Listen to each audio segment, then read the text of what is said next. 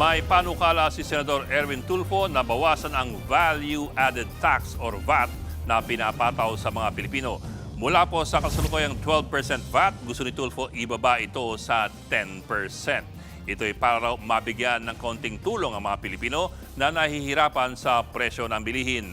Pero agad itong binasura ng Malacanang, partikular si Executive Secretary Ralph Recto. Kulang na nga raw tayo sa pera, babawasan pa ang kita ng gobyerno. Sa tansya ni Recto na isa sa mga nagsulong ng expanded VAT, mababawasan ang revenue collection ng gobyerno ng 330 billion pesos kada taon. Ano ba itong VAT na ito?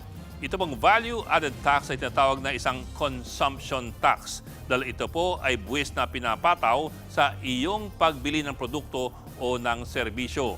Unang itong pinataw ng gobyerno noong taong 1988. 10% pa lamang po ito noon. Pero noong 2006, inakyat ito sa 12% ang Expanded Value Added Tax or EVAT. Isa sa mga nagsulong nito noong 2005 ay si dating Senador Ralph Recto. Ang sabi nga ng ilan, isa sa mga dahilan na kinatalo ni Recto ang kanyang 2007 re-election bid ay ang kanyang pagtulak ng EVAT bill. Pero dito po kayo maiiyak. Sa 12%, ang Pilipinas ang isa sa may pinakamataas na VAT rates sa buong Southeast Asia. Makikita po ninyo dito sa table nito, ang kakompetensya lamang po natin ay ang Indonesia na nasa 12% na rin ngayon. Pero kailan lamang nila tinaas yan? Mula po sa 11%.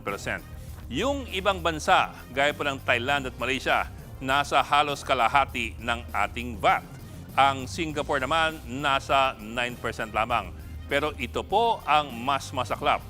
Bagamat ang taas ng binabayad nating VAT rates, tayo ang isa sa mga may pinakamababa na VAT collection efficiency.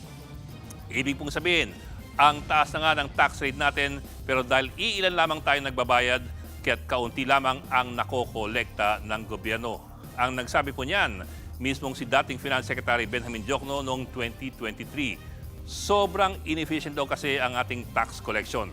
Ang daming hindi nagre-remit o kaya ay na-exempt. Sa tansya ni Diokno, wala pa sa kalahati ng expected VAT revenues ang ating nakokolekta. 40% lamang daw. Sa nakaraang 2025, ito po ang projected VAT collections ng Pilipinas. Kung 40% pa rin ang collection rate natin, baka wala pang 600 billion ang makolektang value-added tax para sa nakaraang taon. Malinaw na kailangan pang ayusin ang pangongolekta ng buwis. At yan ang talagang malungkot sa Pilipinas. Mataas na nga ang buwis, pero marami naman ang lumulusot.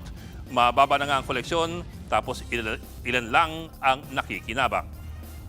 Mga kapatid, Ed Lingaw po, maging maalam at may pakialam sa mga napapalawang balita sa ating bansa. Para sa mas malilimang pagtalakay at paghimay sa mga issue at headlines, mag-follow at mag-subscribe sa social media pages ng News 5.